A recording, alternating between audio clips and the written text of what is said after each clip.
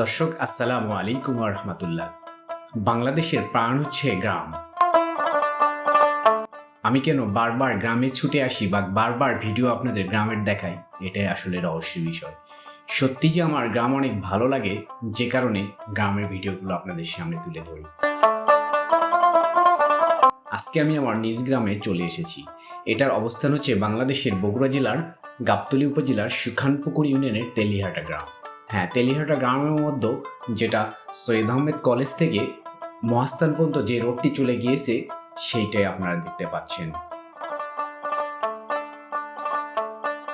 অন্য অন্য গ্রামের ন্যায় আমাদের গ্রামটা অত্যন্ত সুন্দর। যথারীতি গ্রামগুলো থাকে গাছগাছালি ছায়াঘেরা, তার ব্যতিক্রম আমাদের গ্রামও নয়। বাংলাদেশের অনেক গ্রামে সাধারণত নদী দেখা যায়। হ্যাঁ, আমাদের গ্রামেও নদী আছে, তবে সেটা একটু দূরে। এইটা আমি আপনাদেরকে অন্য একটা ভিডিওতে আমার গ্রাম আছে সেইটাতে তুলে ধরেছি। তো দর্শক, আমাদের এই গ্রামের নাম তেলিহাটা কেন হলো উদ্ঘাটন করা যায়। তেলিহাটা থেকে রূপান্তরিত তেলিয়াটায় পরিণত হয়েছে। অধিকাংশ লোকজনই তেলিয়াটা বলে থাকেন। কেন বলে থাকেন? কোনো এক সময় আজ থেকে 200-300 বছর আগে আমার দাদাদের কাছ থেকে যেটা শোনা, এই গ্রামে পুকুর খনন করিলে সাধারণত পুকুরে জল থাকে না। এখনও তার ব্যতিক্রম না, এই গ্রামের সাধারণত জল থাকে না। তবে এখন সেচ প্রকল্প হওয়ার কারণে অনেক পুকুরে জল থাকে। তো জল থাকে না, আটা বিদায়, এই জন্য এই গ্রামের নাম রাখা হয়েছে তেলিয়াটা। রূপান্তরিত পরবর্তীতে তেলিয়াহাটায় নামকরণ করা হয়েছে। স্বাধীনতা যুদ্ধের সময় এই গ্রামে বেশ কিছু মুক্তিযোদ্ধা ছিলেন এবং শহীদও হয়েছেন।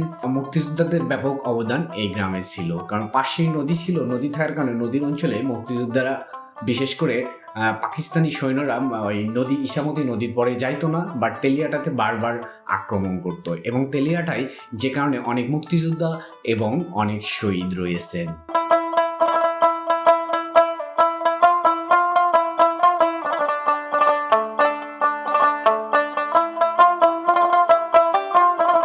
আপনারা দেখতে পাচ্ছেন তেলিহাটার পাশেই, এটা হচ্ছে অবশ্য সোনাতলার মধ্যে, যেটা বিখ্যাত মহিচরণ বিল। আপনারা গুগলে সার্চ দিলে এই বিলের সৌন্দর্য দেখতে পাবেন। এইটা নিয়ে আমার আরও একটা বিস্তারিত ভিডিও আছে, আপনারা দেখতে পারবেন আর কি। তো চমৎকার এই বিলটা, কখনো পানি শুকায় না। আমরা ছোটবেলা থেকে যেটা দেখেছি এবং বাবা দাদার কাছ থেকে শুনেছি। এই গ্রামের প্রধান ফসল হচ্ছে ধান।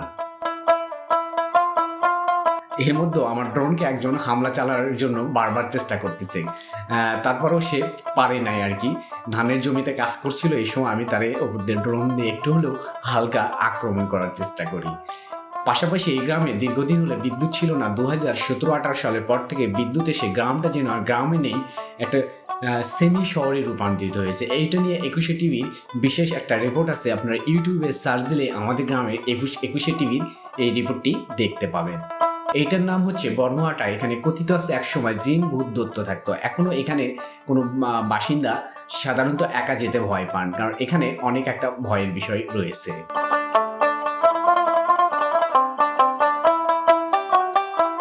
আমি আমার দুই ভাতিজাকে নিয়ে এ পর্যায়ে আমার গ্রাম থেকে একটু হলেও আরও একটু দৃশ্য আপনাদেরকে অবলোকন করার জন্য চেষ্টা করছি।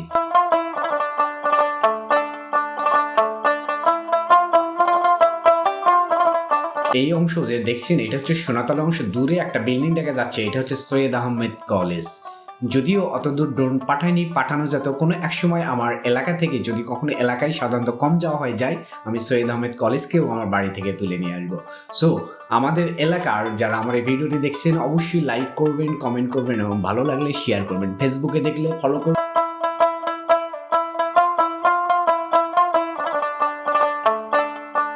দর্শক, আমাদের গ্রামের সৌন্দর্য দেখলাম। আপনার গ্রামের সৌন্দর্য উপস্থাপন করতে চান, অবশ্যই আমাদের ইমেইলে বা মেসেঞ্জারে যোগাযোগ করবেন। আজকে তেলিহাটা গ্রাম থেকে বিদায় নিচ্ছি।